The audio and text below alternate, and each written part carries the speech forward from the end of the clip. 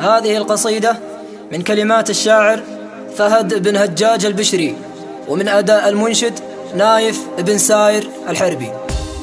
رباحي قالوا مات وقول ما مات ما دام ابو نواب حل بمكانه. رباحي قالوا مات وقول ما مات ما دام ابو نواب حل بمكانه. حصلت بمنطر شلوى علامات هبة رباح ومزحته واتزانه. ذاك العدم الارتكيلات ثقيلات اللي ما عاد ينكر مخامات كيانه. واليوم عبد الله زبون المهمات يمشي على خطوات عن تار زمانه. مكانته ما هي بمحر بالذات لعند شيخنا القبايل مكانه. ولا عرف ما يلتفت له الدعايات والله رفع بين المخاليق شانه. للقاس يقسم طميه وبنات للصاحب اليمن عصا الخيزرانه. شيخ ما هي شيخة كراسي وما صاد وقع له التاريخ واصدار بيانه. وحدد مكان بالهضاب